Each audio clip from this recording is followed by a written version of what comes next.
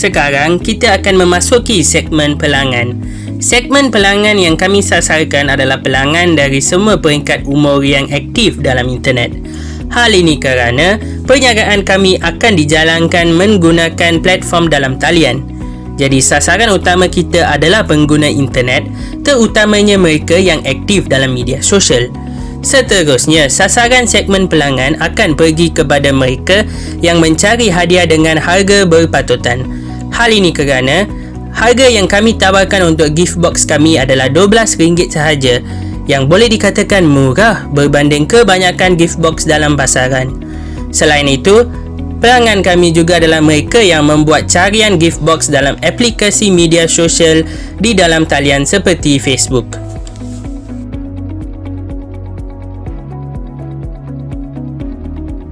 Tawaran nilai merupakan kelebihan yang pelanggan akan dapat apabila pelanggan membeli dari The Pop Project. Seperti sedia maklum, produk yang ditawarkan oleh The Pop Project adalah produk sedia ada di pasaran. Namun, ada kelainan yang ditawarkan oleh The Pop Project di mana pelanggan patut cuba membeli dari kami kerana kami menyediakan harga yang berpatutan, iaitu satu box hanya berharga RM20 termasuk postage. Seterusnya, produk yang kami tawarkan juga adalah mudah didapati dan juga beraneka, di mana setiap set box yang kami tawarkan tidak tertumpu pada satu jenis barang sahaja. Di mana set A kami menyediakan hand sanitizer, mask dan juga mask holder. Set B kami menyediakan cekak, getah dan juga sepit rambut, manakala set C kami menawarkan rantai dan juga anting-anting. Di setiap set kami akan menyediakan mini coklat. Seterusnya, tenaga kerja yang mesra pelanggan, di mana setiap ahli The Pop Project sedia membantu pelanggan untuk memilih set box mengikut cita rasa mereka.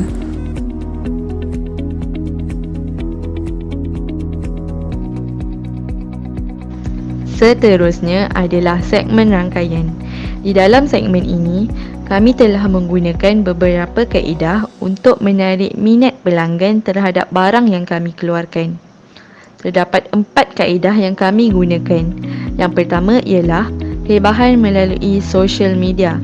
Platform seperti Facebook, Instagram, Twitter dan WhatsApp telah digunakan bagi mewar-warkan perniagaan kami. Yang kedua, kami juga membuat hebahan secara bersemuka. Bagi memudahkan pelanggan kami telah menyediakan perkhidmatan cash on delivery dan pengepusan ke seluruh negeri menggunakan pos laju dan JNT. Hubungan pelanggan merujuk kepada hubungan dengan segmen pelanggan yang diwujudkan oleh organisasi perniagaan. Tujuan utamanya untuk mendapatkan dan mengekalkan pelanggan serta meningkatkan jualan. Yang pertama, mendapatkan maklum balas daripada pelanggan. Maklum balas daripada pelanggan dapat mengetahui kepuasan pelanggan terhadap produk yang dijual. Yang kedua, memberi layanan baik kepada pelanggan seperti berkomunikasi secara baik, bertegur ketika berjumpa dan memberi layanan mesra kepada pelanggan.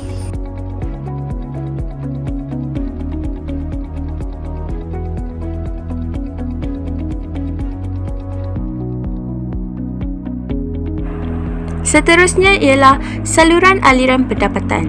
Saluran aliran pendapatan dimaksudkan sebagai sumber pendapatan daripada jualan produk dan perkhidmatan kepada pelanggan. Yang pertama, jualan dilakukan di online shop, iaitu Facebook page kami sendiri yang dinamakan sebagai The Pop Project, atau iklan yang dilakukan oleh ahli kumpulan kami sendiri di sosial media masing-masing. Yang kedua, kos bagi setiap set ialah RM8 per kotak. Yang ketiga, keuntungan sebanyak 30% daripada kos jualan akan diambil, iaitu daripada setiap kotak yang dijual. Yang keempat, penjualan 10 set bagi setiap ahli akan memberikan keuntungan purata, iaitu RM40. Yang terakhir, aliran pendapatan akan diperolehi daripada penjualan barang.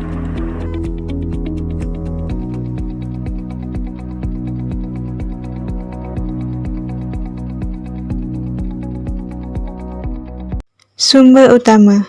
Sumber utama merujuk kepada aset paten atau sumber yang diperlukan untuk memastikan aktiviti bisnes boleh berjalan. Sumber utama boleh menjadi perkara-perkara dalam bentuk fizikal, kewangan, sumber intelek dan juga sumber manusia.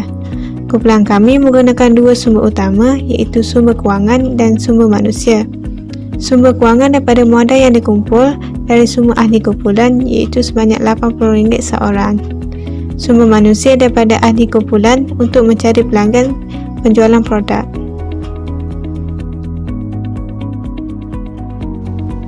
Komponen seterusnya ialah aktiviti utama atau key activities. Antara aktiviti untuk menaikkan produk kami adalah dengan membeli stok-stok barang di Shopee dan kedai runcit. Setelah membeli stok, stokis akan membungkus serta membalut hadiah mengikut set yang ditetapkan iaitu set A, B dan C. Kuota hadiah atau thrift box ini akan dipromosikan di media sosial seperti Facebook dan WhatsApp. Kami juga akan mengambil tempahan serta membuat penghantaran kepada pelanggan.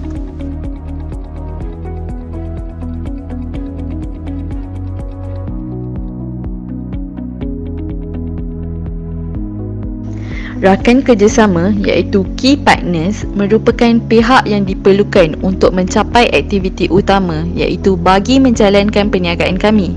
Rakan kerjasama ini terbahagi kepada dua bahagian iaitu sumber pembelian stok dan jaringan penghantaran.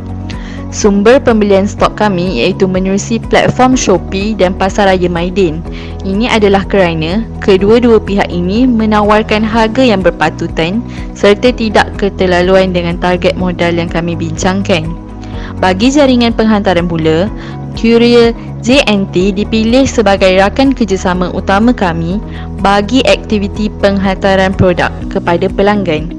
Kadar yang berpatutan serta penghematan yang sangat memuaskan ini telah meyakinkan kami untuk kekal memilih JNT.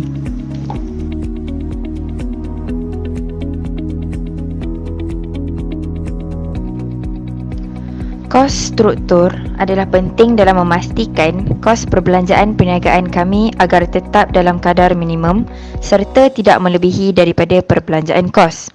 Kos struktur terbahagi kepada dua bahagian, iaitu kos tetap dan kos boleh ubah. Kos tetap adalah kos yang tidak berubah meskipun unit pengeluaran berubah. Kos tetap kami adalah pembelian stok. Bagi kos boleh ubah pula adalah kos yang merubah secara malar mengikut unit pengeluaran.